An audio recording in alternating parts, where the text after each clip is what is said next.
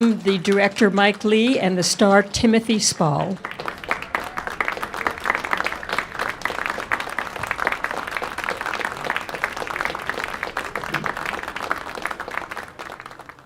Good evening. Good evening. I wanted to start actually by reading words that you, Mike Leigh, have written yourself, where you say, "I have turned the camera around on ourselves, we who try to be artists with all the struggles our calling demands." Tell me why coming back to an artist and coming to Mr. Turner interested you. Well, I think he interests me anyway, apart from the thing of turning the camera around on us. I think the paintings are where I started, which are fantastic, and I've spent a long time really enjoying them and loving them, really. And it just seemed that to me that there was a story to be told about the painter, especially when I just started to find out about him. Fascinating guy, really. For me, what's interesting is when I talk about turning the camera around, and it's a thing we did on Topsy Turvy as well. Yes. It's just that people are people, and a job of work's a job of work. And this is a film about a guy who rolls up his sleeves and, does the down and dirty business of doing it, really. And so, of course, you could say it's about a genius, it's about a clairvoyant in some way, but actually the real thing is a person like we are, and I think what's interesting about, why I'm driven to make films anyway, is to look at people, at real people, the way we are, So I wanted to talk actually to Tim Spall, who today won the New York Film Critics Circle Award for Best Actor. How kind of you, thank you. And we in New York think that's a much larger award than winning the Best Acting Award at Cannes. It's much bigger here in New York. Well, whatever it is, I don't mind. It was a great surprise. I had no idea that it was coming my way. I had no idea that I was in the frame, because I certainly didn't have a right fill in an application form. So to be told that I'd won an award was an absolute delight. And the New York Film Critics Awards they're an august body. So they are an august body. Yeah. Yeah. So speaking of august bodies, Mr. Turner was a member of the Academy. He ruffled people. How did you learn to embody this guy who is both cantankerous and mean sometimes, and not caring about other people's feelings, and yet having such great heart? Well, the way that Mike works is, I think it's documented that we use a huge amount of improvisation, and Mike sets you the task to create a character from zero up to creating a person, and so the whole rehearsal process is not a rehearsal, because there isn't a script to rehearse. It's a process of creation, right from nothing to what you see the finished subject. Mike's genius as the dramatist and as the person in charge of this exercise is to ask you to bring a great deal, to collaborate with him, and to embrace with him the idea of making a film about someone's life. So you spend a lot of time on the nitty-gritty of what this person is and trying to embody it rather than impersonate it. And this began with your learning to paint. It started. I phoned Mike because I was sitting outside this pub in central London in Covent Garden, feeling a bit sorry for myself, and I looked up and there was a plaque up and it said J.M.W. Turner was born here in 1775 above his father's barber shop. And I remember Mike had mentioned to me that he had this idea, and I phoned him up.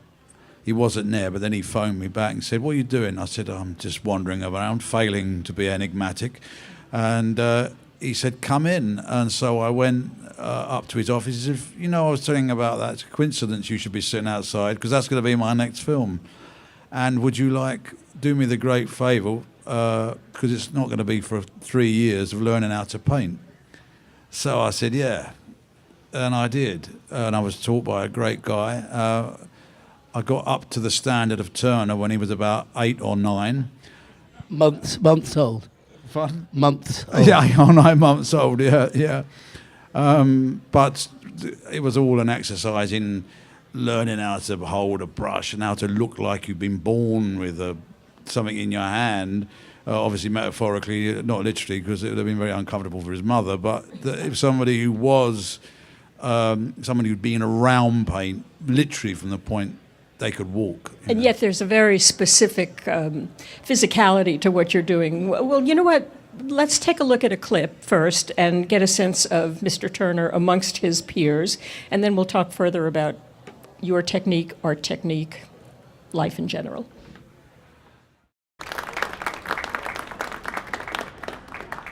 It's like you're covering all of society in that one room. There's the entire breadth of what it means to be an artist in that room, or an artist of that kind. Yeah, it was a club, and at that time, there were no women. There were when it started in the 18th century, a few. But at this stage, and later, of course, there were. So it was a club. The interesting thing is that people assume that Turner was the only working class person with working class, but he wasn't. Actually, quite a lot of them were. A lot of them were from artisan backgrounds, weren't they? But it was a club, And Turner was both an insider, wasn't he, and an outsider. He was very much part of it. He'd been admitted when he was 14, so he was very much part of the thing. But at the same time, they all knew he was better. You could see them respecting him, deferring to him. Yeah, I think it's the old saying that they'd rather have had him inside the tent pissing out than outside pissing in, really, One of the things that's striking in the movie is his relationship to his father, and the intensity of that, and what it meant to him, practically more than anyone else in his life, it would appear. Indeed, that is in fact true. Yeah, I think that a lot of that came out of how we, about fact. I mean, it is written in many different books, biographies, that they did have this very special relationship. And it was also written that he was completely heartbroken at his death. Quite a lot of the relationship was revolved around a character who's not actually in this, as far as I'm concerned. And we talked about her a lot, and she informs a lot about their relationship and a lot about how Turner internally is made, and that's his mother. She's only really referred to on his father's deathbed, but she was an enormous influence on him through the lack of her ability, poor thing, because she would have been diagnosed as being having a very serious mental condition, which would have been helped through drugs, but then she was just known as a raving lunatic. And they actually eventually had her incarcerated in St. Beverly Hem's Hospital, which is Bedlam. And I think this relationship caused the big scar in him that was also the motor for another motor within this implosive soul he had. Because you could also see his relationship to women was troubled, let's say, in all of them. I think it's... Not in all of them, no. No, yeah. except for Mrs. Yes, except for the lovely, warm relationship he had with... Mrs. Booth. That's the one. Yeah, I think he was a very uncompromising man in many different ways, and a very, it's your job, especially when you're working with Mike, to create a character that's got all of its faults on display as much as its attractive qualities. When you work with Mike, your job is to serve the character. serve it absolutely with all of its foulness as well as its glory. And that was one of the very intriguing, challenging things, that we were encountering a man of massive contradiction. And one of the ways you express it, as you will see, has been pointed out, is through the guttural sounds that he makes that are not exactly language, but they are almost like emissions of what's going on inside of him. Yeah, exactly. I think they grew organically as we were developing the character, that it's somebody who could say a million things but doesn't say anything. If anything, he's feeling it. It's a representation of somebody feeling a million things, but there's not enough for him to be able to say. So, in a sense, that's his emotional language. His intellectual language is actually via his hand and his paint rather than anything. Speaking of his hand and his paint, let's take a look at this other clip, which you will see, the hand at work. Did your teacher teach you to spit? No, that came naturally, yeah. Well, Turner, we know that Turner did spit and do all that stuff and blow mysterious brown powder, and it came from that in the first place. Tell me about the music, which is extraordinary and is so much a part of the film. Topsy Turvy obviously was built on the music of Gilbert and Sullivan, but this is an entirely different way of using music to emphasize. Yes, I mean, obviously with Topsy Turvy, as you say, the music was the music that was the music of the period, or indeed of the work. I felt very strongly that this film needed to have a contemporary score that wasn't faux period music. I mean, there is the Purcell that he sings, the Beethoven that's played in that scene, and the Rossini that's sung in the next scene. But it felt that it needed a different sort of sound. Gary Yershon is a great composer. He's done the music for all my more recent films. And he agreed.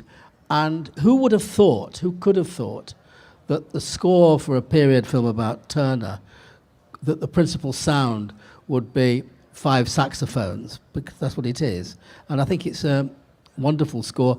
One of the important things about it, apart from the sound itself, which somehow comes out of the sense of the spirit of Turner, his paintings, is also that we're quite spare with it. It's not slapped all over the film like so many movies do, like vinaigrette dressing. I mean, it's spare, and it doesn't happen all the time, so that the silences are important, and the music, when it happens, earns its keep. It does become like an oral projection of what that kind of painting is like. It's so. Just brilliantly mixed together there. I wanted to read another piece of your statement here. Mr. Turner is about the tensions and contrasts between this very mortal man and his timeless work, between his fragility and his strength. It is also an attempt to evoke the dramatic changes in his world over the last quarter century of his life. In Topsy Turvy, you also managed to talk about the changing world through the course of what these musicians were about. Tell me, could you talk a little bit more about that? Well, actually, I thought you were going to say, in Topsy Turvy, they're kind of fascinated by telephones and fountain pens and those things. And here Turner is confronted by photography, and trains start running during the course of the film. And spectrum of light and time. I went to the Reykjavik Film Festival a few weeks ago, and they took us, some filmmakers, took us out around Iceland, and we went to this place where the tectonic plates didn't connect. You've been, obviously. And that area there between the tectonic plates is where the Vikings used to have their parliament 1,000 years ago. And we were talking about this, and they said, they used to come from all over the island and have the parliamentary, hold the parliament. And I said, how did they know when to come? And out of the discussion that then took place, we wound up asking ourselves the following question, which was, how did we make films 20 years ago when we didn't have cell phones? How did we do anything before there were cell phones? How did we do anything before computers? How did anyone achieve anything? And I'm talking about something that many of us here are old enough to have seen all those changes happen apparently quite recently. So I'm fascinated by the way that life changes, things change, just by the sheer speed of progress and development. And that is something that is going on in this film because it runs from 1825 to 1851. And although there are a whole bunch of other things happening, and the central event is Turner growing older and becoming more radical in his painting and various things happening to him doing various things. Nevertheless, that sense of change, that fluid picture that we've made of that change happening is an important implicit element in the film. There's also a beautiful scene where there is an in-the-house concert and there's a girl singing, and the audience is as engaged as if we were watching the most spectacular action movie. That was the entertainment of the night. Yes. And the words or the naughtiness of some of the lyrics just made grown men laugh and be completely thrilled. And that was such a specific little detail to show what the entertainment was. Exactly. I would imagine that you shot many more scenes than we see here. No, actually. No? There are one or two. No, pretty much what we shot is what you see, really. Because the specifics of when you see a woman playing a keyboard or when you see that music adds an entirely different aspect to Turner than seeing him painting. Was there anything that was hard to capture for you that you were just not satisfied with? It's a difficult question. I don't know. I mean, I don't know what the answer to that is. Is there anything? Well, I think because of the budgetary restraints, you wanted to go to Venice. Yes. Didn't you? Yeah. I mean, it's remarkable. I think that, when the only way I can be objective about this is look at the film as a whole. I can't be objective about my thing in it. But this film, we had to. I don't know whether I'm allowed to say how much it cost, but it cost under. It cost £8.5 million. Yeah, so about $11 million, nowadays for something with a cast of 70, a period piece, and something that is so beautifully shot technically, is quite remarkable. And I think, in a sense, the whole fact that the film exists the way it does is a bit of a miracle. So, and what Mike's genius has done really in the way he's realised it is that you don't know what the heart doesn't see, the mind doesn't grieve about, whatever the saying is. I can't remember what it is, but I think you get the gist. Now, you have worked together on 5 films? 6 films 6. and 1 theatre play, yeah. At this point, can you give a certain raise of an eyebrow and you would understand, or other way around? Is there a shorthand communication that...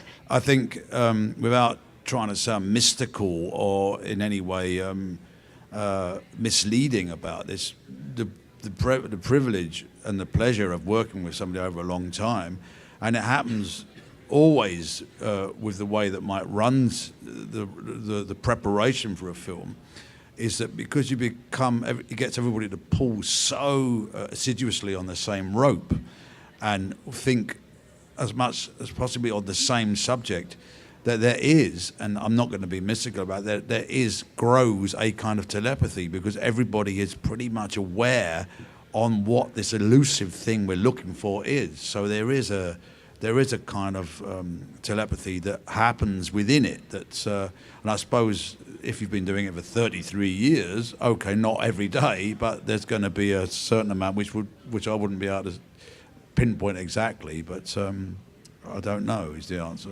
And then going into it, when you are first starting to explore finding your way into Mr. Turner, did you take wrong turns that you first thought, oh, it's going to be like this, and then you realized this is not working? Well, can I answer that? This is, with any character working the way we do, it's complex. With this character, it's very complex indeed. So, it's experimental. It's truly experimental, and therefore, by definition, experimental means right turns and wrong turns and trying things, and some things work and some things fall by the wayside and other things grow into other things, and so that's what it's about. And of course, the whole of this film, like all of my films, which start life with no script, and there never is actually a document called a script, though it's what we arrive at is very precise in what we shot through rehearsal. But because it does come out of improvisations, by definition, that is a whole bunch of wrong turns and right turns, because that's what an improvisation is. Yeah, and to illustrate that, really, what presented itself, and it's only really working in this way, and with Mike's invention, that you can triumph over something that was originally, the more we discovered about Turner, the more contradictory he was, and the more contradictory reports there was of him. What was at first seemingly an impediment actually presented itself as the simple point of the fact that he was a man of absolute contradictions, that he was this character that was the manifestation of contradiction, which in the end led to what he could create. So it's only really working in that way of Mike's invention, Mike's bottle and bravery to experiment and allow you to make mistakes, that you would push through the impediment into realising that's the whole fact of it. I think we can open this to some questions if we have any, and we have people on the floor who will be able to help us with microphones. Hi, how are you? First, I'm very well, thank you. How are you? I'm really honored to meet you. Ask the question. I love British people. So I have both, question for both.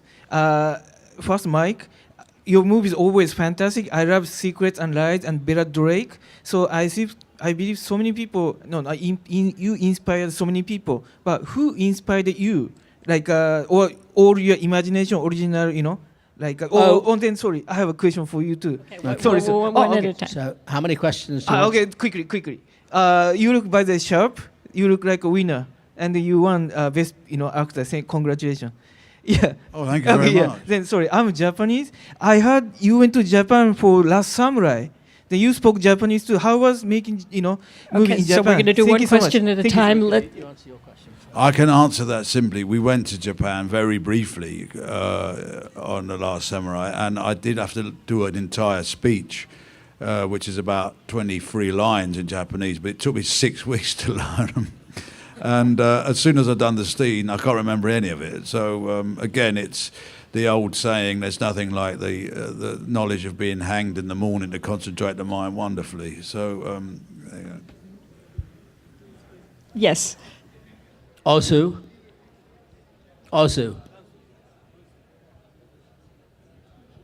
That's the answer to your question.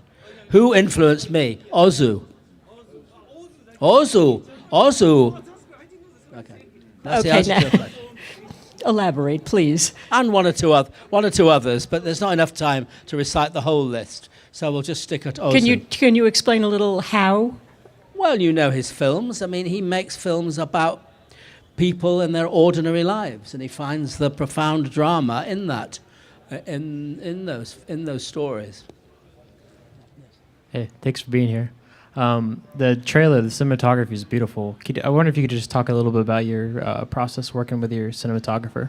Yes, Dick Pope's the cinematographer. He's a brilliant master cinematographer. He shot every film I've made since Life is Sweet, which Tim and I made together in 1990. We had a long time to think about this film because it took a long time to get it together and raise the money. We talked about it a lot. It was obvious that the film needed to be to implicitly have the look, the feel, the atmosphere, the colours, the palette, the tones of Turner.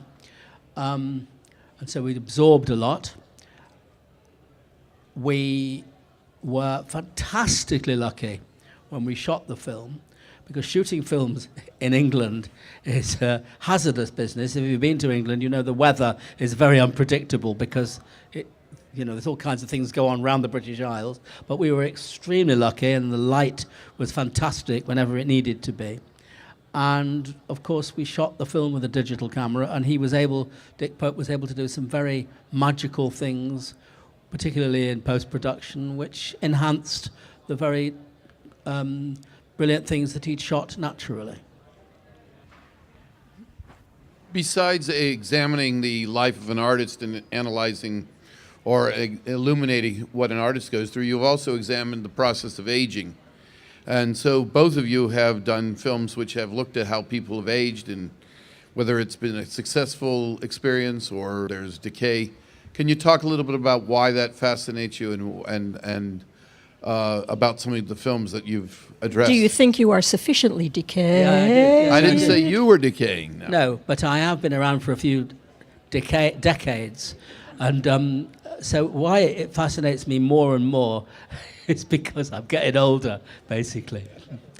I mean, look, the serious answer to the question is, I try and make films about life, which is about living and dying and growing old and being babies and having babies and having children and being parents and parents dying and, wanting children and not wanting them and all kinds of stuff and work and surviving and, sex and all kinds of things that our life is about. And one of the things that life is about is growing old. But I've also made films about being young, to me, it's all out there to explore, really. I was just saying, growing old if you're lucky, because a lot of people don't. So I've always thought, rather than lamenting about getting old, it's always better than the alternative, unless you're in agony. I'm fascinated by the no-script start of your films. Do you start with any kind of structure, or do you give the actors objectives, actions? How does that evolve? Well, before we start shooting, I work out a broad structure, but that's after we've spent months working on the characters and relationships. With this film, of course, the structure takes its cue from the actual events of Turner's life. But in the end, it's about going on location and making a film up as we go along, though according to some general sense of a structure. But it's there that structure is there to challenge and change, and because the important thing, like any piece of art of any kind, is the actual moment of creation of the actual thing itself. The preparation is only the scaffolding. In terms of a script, as I've said, we don't have a script in the conventional sense, but what we arrive at, scene by scene, location by location, is something that's very precise, so that what I take to the cutting room, the editing suite, is a whole lot of raw material, but that is pretty precise and has its own built-in logic and structural considerations. So in other words, just the real bottom line is, people talk about, the screenplay, working on a screenplay. A screenplay is only a screenplay. We don't make a screenplay, we make a film. And the film is the thing. Just as this building we're in, there are somewhere some architect's plans for this building. But if you look at the building, you don't start thinking about what the plans were like, you think about the building, really. And that's what we do, make a film. Thanks. Obviously, the sea is terribly important for Turner, and I'm really interested in the location that you chose. And I know it, and I haven't ever been to Margate, so I'm just interested in what you would say about the location. You've never been to Margate? I've never been to Margate, but I think I know the place that it was shot. Where was it shot? Kingsand in Cornwall. Very good, well done. We go there on holiday a lot. Okay. It's a lovely place, isn't it? Yeah, it's very nice. We actually, people that know Margate will look at the film and say, It's a very good film and everything, but this bears no resemblance to Margate. You can't film in Margate. It wasn't practical. Turner went there because of the light, and we felt the light in King Sand was very good. But yeah, I think you've answered your own question. That's where it was, yes. But also, the Margate now doesn't look anything like the Margate of then. Margate has developed over the years, and it's become a big, it's a rather broken down, once very popular seaside resort. I mean, it's re-emerging now, ironically, because it's got the Turner Centre. It's got a gallery there, which is obviously an homage to him, but it's also where he worked. And I mean, there still is amazing light in Thanet. It's just that, as I say, Margate does not look like. So we had to find somewhere that looked like Margate then, you know. Vaguely. Vaguely, yeah. Hi there. My question is regarding the improvisation. Being that this was a historical, real character, real person, was there any restrictions regarding how far you were, as an actor, allowed yourself to go with the improv? And also, regards to director, did you allow the actors, how far did you let the actors go with regards to the improvisation without losing who really Mr. Turner was and how you want the character to be? You know, the fact is this. You can research for 1,000,000 years. You can read everything that was ever written about it, but you've still got to make it come to life in an organic way in front of the camera. So don't get confused by the notion of the improvisation. It's not about randomly ad-libbing a script. It's about a way of bringing characters to life in a real way and in a three-dimensional way. And part of what happened with this particular project was that the actors, Tim not least, are very good at getting the spirit, the feel of 19th century language. I mean, Tim has actually read a lot of Dickens. He's actually good at 19th century. And a lot of these actors, you know, so they could get into character and actually improvise in a pretty accurate way. But then we never film improvisations. We then work on the script through rehearsal and arrive at something that's very precise. And my job is to make sure that the language, even if we're making a contemporary film, it's still to make sure the language is accurate, both from a dramatic and from a character and also from a social or cultural point of view. So the point about the improvisation is it's not a question of random things happening or it going off at tangents. It's a way of making it solid and real, and from which we can then distill something that is precise. I just want to say again, congratulations to Tim Spall today for the award that you've gotten. Thank you to Mike Leigh and Timothy Spall for coming here. Well, I certainly wouldn't have got it without this gentleman's... Well, good team. No, but I certainly wouldn't have made the film without him in it. So there you go. It's love. Thank you so much.